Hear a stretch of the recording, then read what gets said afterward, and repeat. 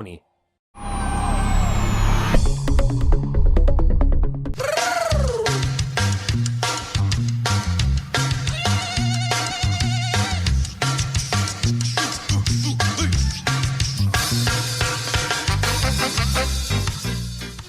vinto 4 partite e saranno 2.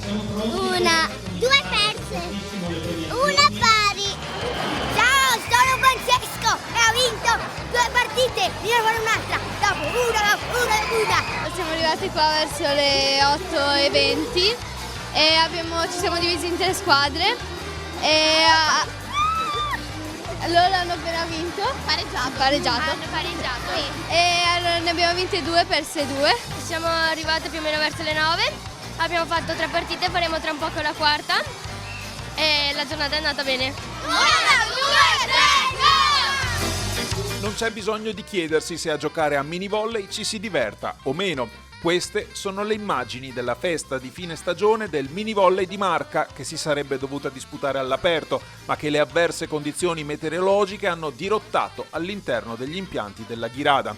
Poco male, anzi, per i giovani protagonisti non è cambiato nulla. 545 sorrisi ho visto stamattina, 545 urli, e nonostante queste condizioni meteorologiche che non ci abbiano aiutato negli ultimi giorni, devo ringraziare il mio consiglio, ma soprattutto la commissione promozionale, che ha voluto a tutti i costi fare questa manifestazione, che è la più importante della provincia di Treviso nella stagione. E in più ci tenevamo a presentare i 4 nuovi amici che sono qui alle mie spalle, che saranno gli amici il mini team che accompagnerà questi ragazzini nei percorsi scolastici del mattino, ma soprattutto nelle loro feste itineranti nella provincia di Treviso. Quest'ultima è una nuova iniziativa del rinnovato Comitato Provinciale di Treviso. Devi scrivere il nome che pensi che abbia questo giocatore su un foglio e dopo inserirlo dentro la scatola, e chi indovina il nome vince.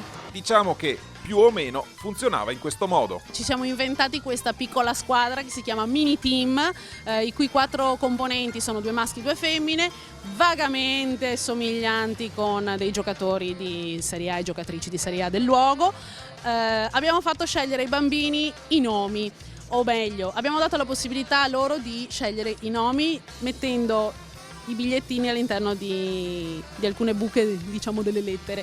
Sceglieremo i nomi più belli, che ci piacciono di più, e comporremo questo mini team che li accompagnerà nei prossimi anni nelle feste mini volley e soprattutto nelle scuole. E poi una nuova iniziativa benefica assieme al Truccabimbi degli amici della Lilt. Da Lilt abbiamo voluto che si affiancasse a noi. Oggi è stato il primo appuntamento ufficiale. Ci seguirà anche nelle prossime annate, perché questo è un percorso che vogliamo fare assieme a loro e insieme al nostro mini volley, che dovrà crescere sempre di più. Ma se tutto questo è possibile è perché a Treviso le società lavorano in maniera encomiabile.